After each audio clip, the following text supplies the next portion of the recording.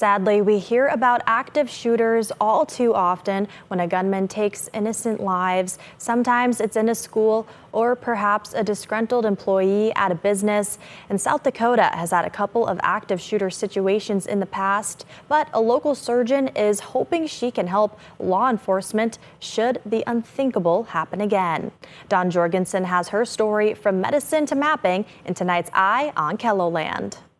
Dr. Maria Bell is a surgeon at Sanford Health. She saves lives in the operating room. So I'm a robotic surgeon, and what that entails is I have my head kind of in a big viewfinder, and I'm looking at the image of the inside of my patient's body who's 6 feet away.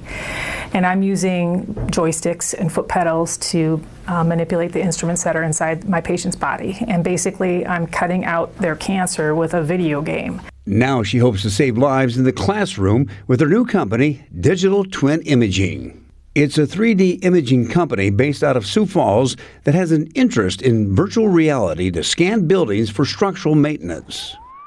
But after several school shootings like the one in Harrisburg in 2015 and most recently the one in Uvalde, Texas, when a gunman fatally shot 19 students and 2 teachers while injuring 17 others, Dr. Bell wanted to do something with her digital company. I think everyone who saw that footage where first responders stayed outside of the building for over an hour, it was very disturbing. There was a lot of chaos.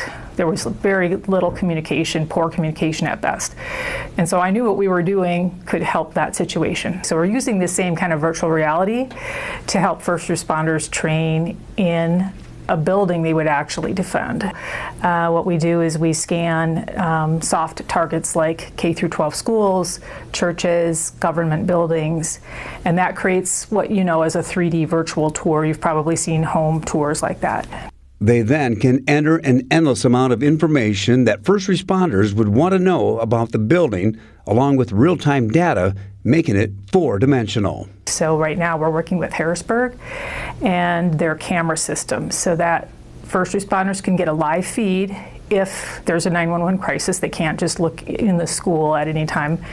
But if there's a 911 crisis, then first responders can actually look inside the school and see what's going on and be able to relay that to the first responders who are en route to the building.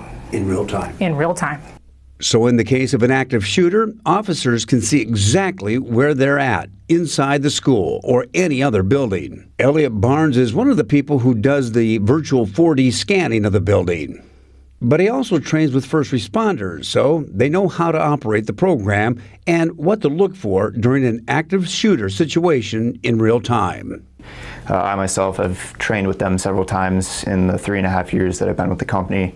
I've role-played active threats for them using simunition rounds, so I've learned quite a lot of what those organizations do, and it helps me be better at my job because then I kind of get in their headspace a little bit and I can then apply that to what we're doing here with the mapping. It's kind of one of those things that you hope you never have to use. Absolutely, and we haven't so far, thank God, but we know that if something were to happen in the communities that we've worked with, their first responder organizations are prepared and ready. Transforming the way first responders perceive, oversee, and protect school classrooms by using advanced 4D modeling technology.